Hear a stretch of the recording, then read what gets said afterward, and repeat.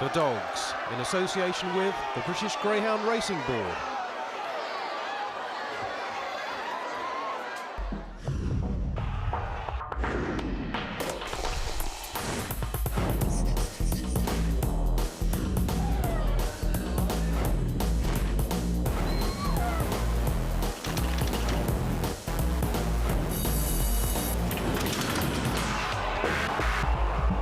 It's different from football and horse racing in that it has much more serious financial and economic problems. It's been in decline for 40 years, so that makes it more difficult, and it's more urgent that it modernises and that there's reform. But on the other hand, I was hugely encouraged by the passion of the people in greyhound racing, by their commitment, by their love of the sport.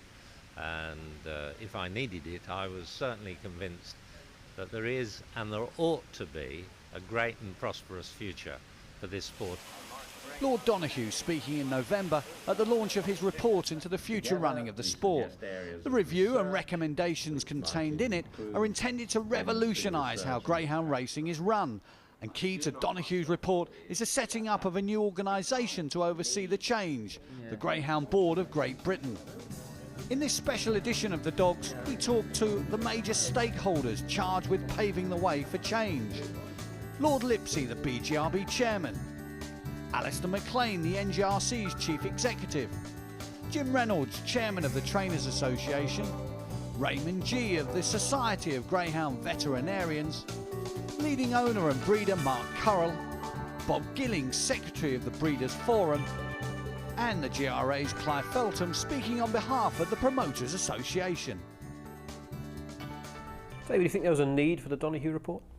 I think it was absolutely essential. The structure of the industry clearly wasn't working. There was too much time wasted on minor disputes and too little time looking at the strategic goals.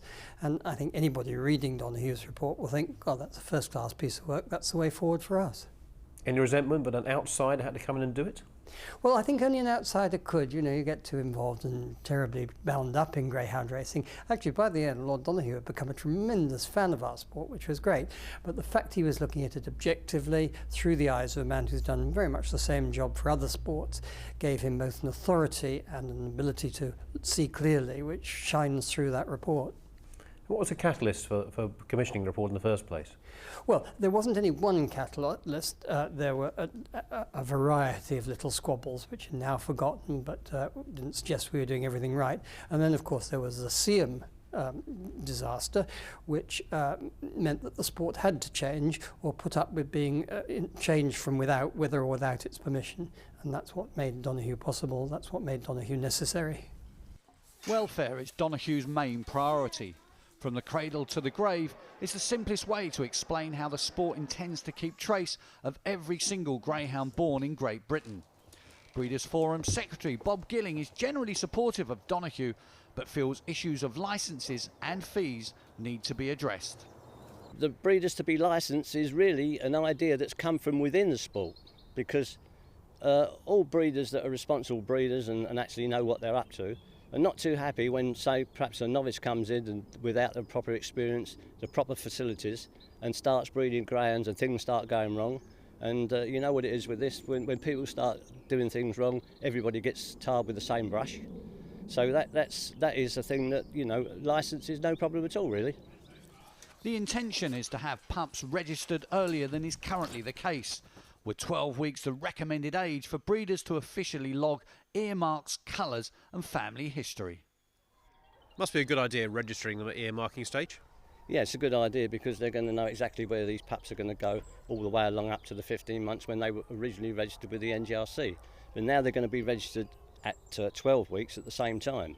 The problem being for the breeder is that at the 12 weeks when they're going to be now registered, and the fee that they say that they want for the new pup, instead of it being £26, which it is now, they're talking of a figure of around about £500, which is a terrific amount. But the idea of that is that a part of that is going to be returned when the person who owns the dog, later on in its life, when it's retired, proves that he's found a proper home for it.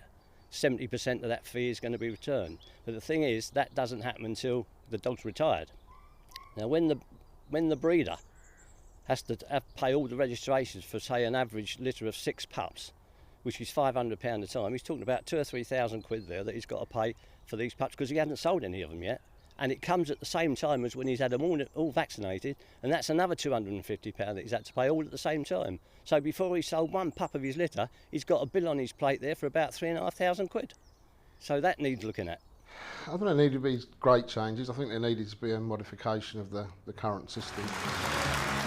Mark Currell, owner of the year and successful breeder, with a little help from his friends John and Debbie Mullins. I wouldn't call myself a big breeder, but we probably have on average about 10 between 5 and 10 litters a year. And you know, you could be sort of 70, 80 pups, which 30, 40,000 pound is a lot of money. It could be spent, from my point of view, you know, we got quite a good homing system down at John's Kennel anyway. Actually rehomed 35, 40 dogs from there with a local RGT people, and we spend quite a bit of our own money doing that anyway, so I'm quite happy with what we do, but obviously I can't speak for everybody.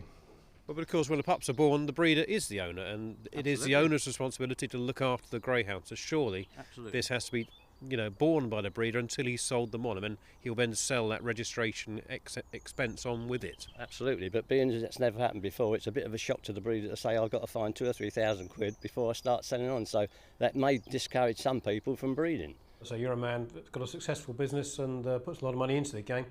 Do you think maybe the introduction of these registration measures might put you off it? I don't know if it put me off it totally. You know, you might have to think about scaling down a little bit perhaps, but at the moment I've got the bit between my teeth and I'm really enjoying it, so you know, I'll still be about. I think you've got to be careful with any rise in fees. I was reading in one paper where they felt that the fee should be £500 a time. The owner's lot is not a particularly good lot. Everyone goes on about you buy a greyhound and you earn lots and lots of money. Absolute lie. You buy a greyhound, it's your sport, it costs you money. What we've got to do as an industry to make it viable as possible for those owners to own those greyhounds, to continue to own those greyhounds, and then to be able to afford to find homes for them when they're retired from the racing, or to actually take them home from racing themselves. Jim Reynolds, Trainers Association chairman. With a contract at a bookmaker-owned track, his work covers all aspects of the sport.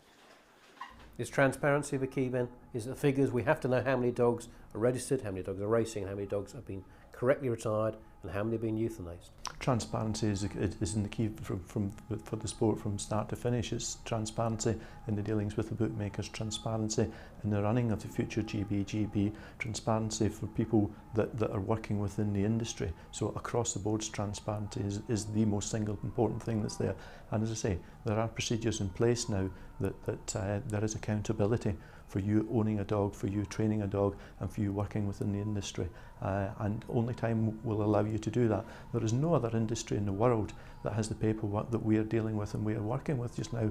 Where are the 45,000 golden retrievers that are born every single year? Do you know where they are? Does anyone know where they are?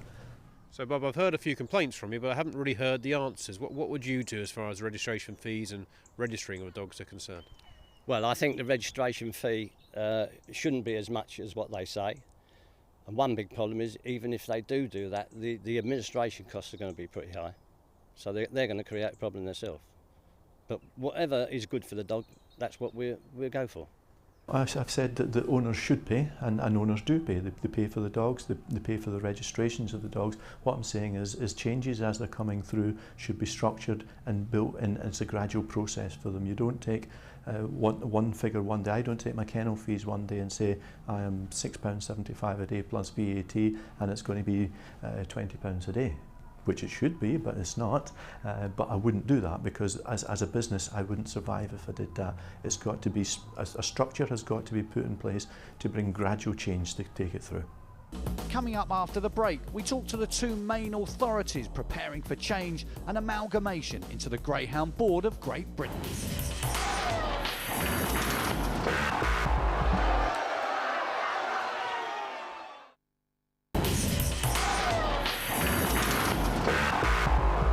I think if the industry doesn't follow the broad lines, they don't have to obey every dot and comma, but if they don't follow the broad lines, if they don't modernise, if they don't make welfare a top priority, then the future is quite bleak, and it's quite possible that the government, which is already regulating the industry through the new Animal Welfare Act, may have to step in even further and take the sport out of its own hands. Greyhound racing is currently policed by the NGRC. Indeed, the club is seen as the sport's rulers. Its chief executive, Alastair McClean, is a key figure in the transitional period to the setting up of the new Greyhound Board of Great Britain, and feels Donoghue offered a balanced view. I think Lord Donoghue recognised the changes that had taken place in recent times. He, I think, specifically commented on the fact that it was a well-run ship, and that the team were well motivated and running on a very, very tight budget. Is there anything in the report that you either strongly disagree with or surprised you greatly? Not really. I mean, it is after all a report on regulation, principally with the looking at greyhound racing in total, and to that extent, it's a very positive report for regulation. If it's fully implemented, it will be good for the sport. There's no doubt about that. Donoghue effectively suggests the bringing together of the NGRC, BGRB and the fund under one umbrella organisation. The lead up to the report's publication suggested this might not be well received by the major stakeholders who'd become involved in a power struggle, but McClean disagrees. We all expected that, to be honest. Lord Donoghue's done some work in the horse racing industry, and of course it was pretty evident from that his favoured model would be a bringing together of the various stakeholders. So to that extent it wasn't a surprise. Is the Donoghue report recommending a genuine amalgamation of the two organisations, or is one going to get the upper hand here? It's a genuine amalgamation, and it's something that will go beyond, however, both organisations, with the fact that there's now going to be an independent majority on the governing body. That will make a huge difference to sport, as, for example, it has already in horse racing, where he's done something very similar. Now, a timescale for transition is a very tight one, or the recommendation is within the year. Do you think that's achievable? I think Lord Donoghue has set a very tight timetable for the very reason that it keeps people focused. And by keeping the industry focused, it means that things will get done. If there was no timetable put in place, I think it's very likely that things would have been adjourned and put back as to a later time. As far as the timetable is concerned, I don't think Donoghue gives a precise timetable, and it will depend on various things, like how quickly the sport recruits a chairman for the new board going forward. But I think it's much better done quickly. If we hang around in a state of not knowing where things are going to end up, we'll start losing staff, we'll start losing confidence. The sooner Donoghue's in place, as far as I'm concerned, the better. What are the first stages that need to be taken? Well, the new chief executive for the new organisation has to be chosen, the chairman has to be chosen, the transition committee has to be set up. We need to get a proper staff structure in place, which will include most of the people who work for the two organisations at the moment. And then we'll gradually build from there. What's important is that it's structure first, policy afterwards. Many of the policies have been quite controversial within the report. I think, for example, of the regulation of breeding or higher registration fees for dogs. Those, Donoghue makes perfectly clear, will be for the new board to decide. They won't be put in place from day one, if they ever are. Now, Alistair, you seem to have the bit between your teeth here. You're actually looking forward to the transition? I think it's a great challenge and it's a very exciting one for the sport. It seems that the stakeholders have bought the essence of the review, have bought into the proposals that Lord Donoghue has recommended, and it probably should be full steam ahead very soon. It's likely that your CV will be appearing for the CEO job? Well, I'd like to see what the job entails. Currently Chief Executive of the NGRC, I know what my job is. The GB is a very different proposition, but I think if I see the job description, then I may consider it then. And what role do you want on the new board? Well, I'm going to go on playing a role in greyhound racing, but I think it would be better if they found a new chairman who was able to bring a new start to its existence. You know, when you've been in this business for a while, you tend to end up with a bit of blood on your hands, and I think I'd rather somebody who was coming to it clean. Do you think that would please some people in the greyhound industry if you weren't taking an active role? It'll delight many people in the greyhound racing world. I hope there's some people who will say, well, maybe Lipsey didn't do such a bad job after all, but that's for history to decide. The GB will legislate all tracks, whether big or small. The The various bodies will be represented, but the actual composition of the new board remains a contested area, with the promoters seen as holding most of the power. But their representative, Clive Feltham, feels the sport is ready for this new start. Everyone's got their concerns. I think we've all lived through the past and New Deal and NGRC taking on the BGRB and the BGRB taking on the NGRC. So I think there was a feeling that really we needed a fresh start. I think often the promoters are painted as the sort of ogres of the piece, you know, really sort of dominating the situation. I think if you talk to most promoters, they're sometimes sitting on the sidelines frustrated that we can't take the sport forward, or we don't go in the right direction, or we have so much infighting. However, Bob Gilling remains concerned that the grassroots has not been recognised enough and is in danger of losing its voice. I mean, I've represented the breeders on the BGRB, and on the BGRB, the grassroots have been represented by 2 owners, 1 breeder and 1 trainer. According to the recommendation for the new board, the owners, trainers and breeders haven't actually got 1 direct seat on the board, only going to be represented by a practitioner. Whereas on the previous board there were 5 promoters, and on the new board there's going to be 3.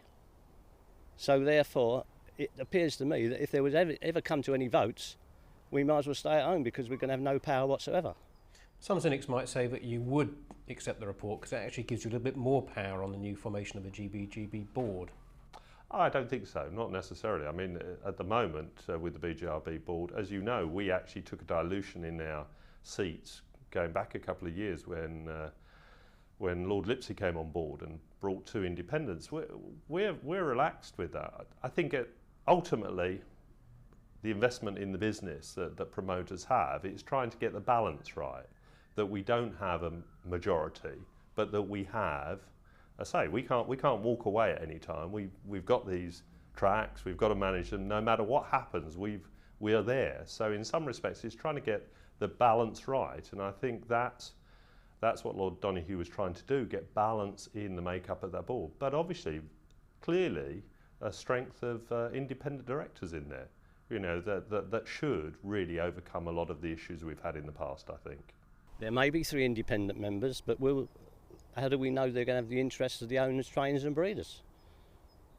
I mean, they would have an independent view, but we're not too sure what their views would be.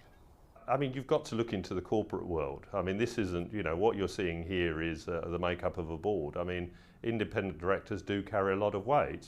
I'd say the 2 independent directors that we've had on the BGRB have made a massive difference in terms of getting objectivity, taking away some of the sort of partisan views on things. I think it's incredibly important, and I think you will have a robust board at the end with everyone being able to put their views forward. So it is very difficult, because you have to have a small enough board to be manageable. It's rather too big a board at the moment, as it happens, and at the same time represent the various groups within greyhound racing and have an independent majority. You can't square that circle easily. But I believe that following last week's meeting of my own board, the owners, trainers and breeders now are broadly satisfied. Lord Donoghue's made it clear to them that one of the independent reps can also be an owner, representing owners' interests, and I think it's come out as well as they hoped. And as the owners' rep said, the industry's going down the pan at the moment. We've got to make this work, and I think they will throw themselves wholeheartedly into making it work. Lord Donoghue's report also recommended that independent tracks are brought under the auspices of the new organisation. The flaps will be integrated and policed along the same lines as the current crop of NGRC venues. There was a need to regulate independent racing. There have been many slip-ups between licensed racing and independent racing in the past. There is a need under the Animal Welfare Act that all greyhound racing is regulated, whether it be licensed or unlicensed. And to that extent, we fully expected Lord Donoghue to address that topic. His recommendations were, of course, very interesting, and I think it's something that the whole sport needs to properly consider before going forward. If such a move is successful, vets need to be employed at these newly integrated tracks to ensure welfare guidelines are met. The thing is that we're concerned about welfare, welfare does mean that they've got to be an on-the-track presence by a veterinary surgeon when dogs are racing or trialling. Hopefully it would also include drug testing, because dogs that are running when they are under medication are liable to damage themselves.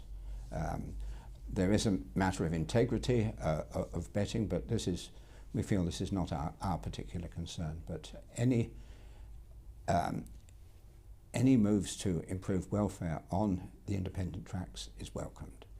And to avoid any conflict of interest, Donoghue has recommended that the sport pays vets independently and not as part of an individual track's payroll. There is a feeling of apprehension, perhaps, shall I say, that on occasions decisions that the duty veterinary surgeon might make might be in conflict with that of the promoters. If the promoters are paying the vets, then there is possibly a conflict of interest. So do you see that recommendation as a way of keeping the vet totally independent? Yes, and we welcome that. Lord Donoghue's report covered all factions and issues affecting the sport in the future. It's been read and digested, and its success will depend on how greyhound racing reacts to it and allows for the transition. It seems so far so good. Are you pleasantly surprised that all the stakeholders in the sport have actually accepted Donoghue? Not surprised, amazed. I mean, if somebody had said that all the organisations would come together and back this report before it had come out, I think I'd have said they were in cloud cuckoo land. And that is a tribute to the quality of the analysis in Donoghue, because everybody looking at it, whatever their particular perspective, has to say, this man's understood what we're about, and he's understood where we're going to go, we better get behind it. Now, the Donoghue report was delivered with some guarded optimism for the future of sport. Would you agree with that? Yeah, we will always have greyhound racing. End of story. It's got a fantastic history. It's been here for a long, long time, and it will continue to be here for a long, long time. In terms of my company's wrapped up in the success of the greyhound industry. If we can get more people to come through the turnstiles and more people betting on greyhound racing, it's got to be good for us as well. If the Donoghue report, though, is a medium to long-term view, is that going to be soon enough for the GRA? Oh yeah, we've been around since 1927. I think we're going to be around a long time yet. I think you have to be positive about the future. We have to work together. There's many people involved, from breeders, owners, trainers, promoters, and the bookmakers, and the regulatory function have to make this work. Lord Donoghue has given us an opportunity to make it work. I freely admit the sport has not come as far commercially during the 4 years I've been chairman. I said I should have liked it to be. It will have to do so over the next 4 or 5 years if it's to fulfil its fantastic potential in the modern leisure world. But do you think it's a forlorn hope? Do you think there is enough potential out there, or does it need some more subsidy, like in the Irish example? Oh, if I thought it was a forlorn hope, I'd have gone a long time ago to play my harp on some distant hill. I think it is likely that we succeed. I think there are people in the industry who've got the drive and the determination to make us succeed, and when we get the structures right, which we're about to do, I think we will succeed. If you plan on going racing this week, see our website, thedogs.co.uk, and support your local track. Next week there's live action with the Racing Post Juvenile Championship from Wimbledon here on Sky Sports.